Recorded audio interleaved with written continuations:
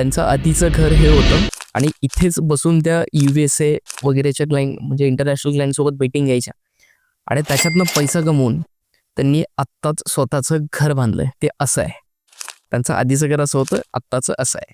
आता सध्या छत्रपती संभाजीनगरवरनं मी जातोय जळगावला. जळगावपासून त्यांचं छोटंसं गाव आहे, त्या गावात जाणार आहे. ॲक्च्युली हा विचार मला का आला माहिती आहे का, की प्रत्येकाला मला भेटायचं आहे आणि त्यांच्याकडनं माझ्या या टेक्स्टच्या कट्टा या यूट्यूब चॅनलवर काहीतरी नॉलेज शेअर करता येईल असं प्रत्येक व्यक्ती मला शोधायचा आहे आणि त्यांच्या तिथे जाऊन पूर्ण स्टोरी किंवा ते काम कसं करतात सगळ्या गोष्टी तुम्हाला मी या पॉडकास्टमध्ये सांगणार आहे. आपण त्यांच्यासोबत बोलूयात. ज्या काही गोष्टी असतील ट्रान्सपरंट असतील, रिअल असतील, फक्त मोटिवेशन नसेल, त्याच्यामध्ये रिअल टिप्स आणि त्या कसं काम करतात हे आपण सर्व गोष्टी जाणून घेऊयात. एका ब्लॉगरला काय काय चॅलेंजेस येतात तेही त्या पॉडकास्टमध्ये मी विचारणार आहे त्यांना. आणि जर तुम्हालाही ब्लॉगर जर बनायचं असेल तर टेकच्या कट्ट्या या यूट्यूब चॅनलवरती तुम्हाला तो पॉडकास्ट भेटून जाईल. आणि लवकरच जळगावमध्ये पोहोचूयात आपण आणि पोहोचल्यानंतर त्यांच्यासोबत गप्पा मारूयात. आता ओव्हरऑल आता 7:45 झालेत, ऑलमोस्ट 1 तास झालंय ट्राय करतोय. अजून 1 तास तरी लागेल माझा अंदाज आहे ना. 2-3 तास ट्राय करून त्यांच्यापर्यंत जाणार आहोत आपण, त्याच्यामध्ये पाशी पोहोचणार आहोत आणि त्याच्यानंतर पॉडकास्ट शूट करूयात. जाताना एक जळगावचा मोठा घाट लागला होता, तिथं मजबूत ट्रॅफिक लागल्यानंतर थोडंसं समोर गेलो. मस्त व्ह्यू वगैरे होता इथे आणि ड्राईव्हचा आनंद घेत थोडाफार नंतर चहाचाही आनंद घेतला, कारण की चहा गरजेचा आहे. त्यानंतर परत ड्राईव्ह केलं आणि ड्राईव्ह करताना एक सीन झाला असा की आम्ही जवळपास 25 किलोमीटर लांब गेलो त्यांच्या गावापासून समोरच. एक फायनली रिटर्न आलो आणि त्यांच्या घरी पोहोचलो. बघा, तर घरी पोहोचल्यानंतर आपला पाहुणचार मस्त थाटात झाला. चहा पाणी जे गरीबाच्या घरी होतं तेच इथे झालं, कारण की श्रीमंताच्या इथे चहा विचारला जात नाही, गरीबाच्या इथे चहा विचारला जातो. यासाठी मस्त गप्पा मारत बसलो काकांसोबत, विनीताजींसोबत गप्पा मारल्या. त्यांच्या स्ट्रगलबद्दल थोडंसं इथं जाणून घेतलं मीच पर्सनली आणि माझं काही सांगितलं की मी कसं होतं काय वाटतं. तर ओव्हरऑल त्याच्यानंतर त्यांच्या आईने चहा आणला आणि चहा घेऊन विनीताजी त्यांचं मेडल्स दाखवत होतं की त्यांना पहिलाच नंबर, कशातही पहिलाच नंबर यायचा त्यांचा. असं ते मेडल्स वगैरे बघून त्यांचे वडील नंतर म्हणाले की चला तुम्हाला आमचं आधीचं घर दाखवतो. तर म्हटलं चला. त्यांच्या पाठीमागेच त्यांचं आधीचं घर होतं, तिथे त्यांचे वडील पाठीमागे घेऊन गेले आणि ते सांगत होते की आधीची परिस्थिती ही लईच बिकट होती. आणि त्यांनी इथे एक किस्साही सांगितला आम्हाला की इथे त्यांना 2 साप चावले होते, म्हणजे याच घरात. ठीक आहे, असं ओव्हरऑल जाळीचं नेट वगैरे असतं, खेड्यातल्या मुलांना हे जाणू नये. आणि इथे ते फार आत्मविश्वासाने म्हणत होते की समोरचं घर आत्ता बांधलंय आम्ही नाही का. तर ओव्हरऑल त्यानंतर म्हटले की पाठीमागे विनीतासाठी एक सेपरेट म्हणजे अशी रूम केली होती आम्ही आणि इथे त्या बसून मीटिंग्स वगैरे क्लायंटच्या ज्या काही मीटिंग्स असतील त्या इथे त्या घ्यायच्या, असं त्यांच्या पप्पांनी आम्हाला सांगितलं. आणि ओव्हरऑल ही जी परिस्थिती आहे, आधीची परिस्थिती खूप हालाकीची परिस्थिती होती. यावरती त्यांनी मात करून स्वतःच्या स्किलवरती फोकस करून ब्लॉगिंग क्षेत्राची निवड केली आणि ब्लॉगिंग क्षेत्रामध्ये त्यांच्यासोबत जे काही स्ट्रगल होतं त्यांनी आम्हाला इथेच सांगितलं की अशी परिस्थिती होती, आम्ही असं झालो, नंतर थोडेसे पैसे आले, नंतर घर बांधलं. तर ओव्हरऑल परत समोर आल्यानंतर त्यांची कॅबिनमध्ये व्हिजिट दिली. कॅबिनमध्ये या साईडला बघाल तर तुम्ही जे साऊंड प्रूफ वॉल त्यांनी बनवलेले आहेत.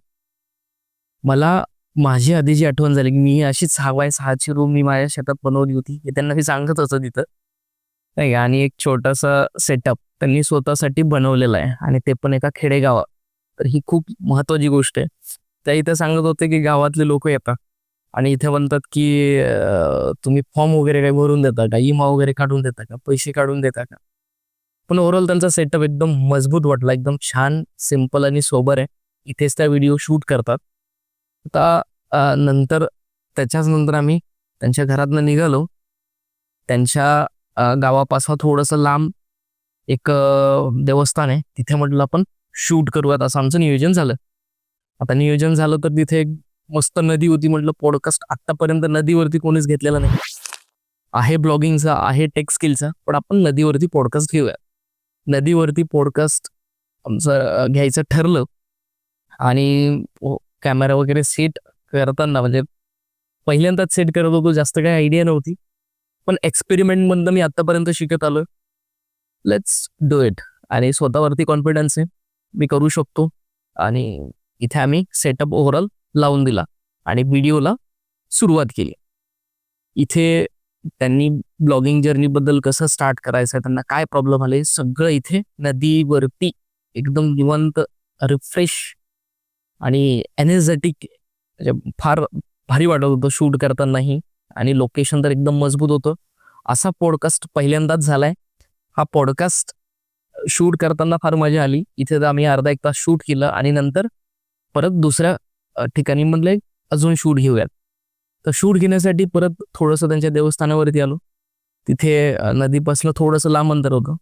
मग त्यांनी डबा आणला होता, मी डबा करून घेऊन गेलो होतो. तर देवाच्या दारात जेवण करूयात. मग जेवण झालं. जेवण केल्याच्या नंतर आम्ही परत दुसरा शूट इथे चालू केला. इथे आमचा अर्धा एक तास शूट चालला. इथे काही डीपमध्ये नॉलेज, AI बद्दल नॉलेज त्यांनी शेअर केलं. आणि इथे ज्या काही गोष्टी आहेत त्या एकदम क्लिअर त्यांनी आम्हाला या पॉडकास्टमध्ये सांगितल्या. ब्लॉगिंगमध्ये काय चॅलेंजेस येतात, काय प्रॉब्लेम येतात, त्यांनी हे सगळं इथे डिस्कस केलं. आणि टेक्नॉलॉजी, नवीन टेक्नॉलॉजीबद्दल इथे त्या थोडंसं बोलल्यात. आता त्याच्यानंतर आम्ही गेलो त्यांच्या शेतामध्ये, ज्या त्या या शेतातच काम करत होत्या 5-10 वर्ष आधी. आणि इथेही 1-2 शूट घेतले. ओव्हरऑल या ब्लॉगमध्ये मला एवढंच दाखवायचं होतं की आम्ही कुठे कुठे शूट घेतले आणि का घेतले. नंतर त्यांच्या शाळेत आम्ही आलो. शाळेत आल्यानंतर तिथे शाळेची आठवण, इथे परत रॅपिड फायर घेतलं. हाशिक मजाकचे प्रश्न आणि AI बद्दलचे प्रश्न किंवा बाकीच्या ज्या काही गोष्टी आहेत, असं करून हे सगळं आवरून त्यांना परत मी त्यांच्या घरी सोडलं. घरी सोडून आणि मी माझा परतीचा प्रवास इथनं चालू केला. ओव्हरऑल तिथनं निघायला मला 4 वाजले होते. ठीक आहे, म्हणजे 4 वाजले पण वाटत नव्हतं. शूट झालाय कम्प्लीट याचा फार आनंद होता. शब्दातही व्यक्त करू शकत नाही. मला फार छान वाटतं. 2 वर्ष आधी मी हे विजन बघितलं होतं की मी पॉडकास्ट सिरीज मला चालू करायची. पॉडकास्ट डन झाल्यानंतर मी छत्रपती संभाजीनगरकडे परत निघालो.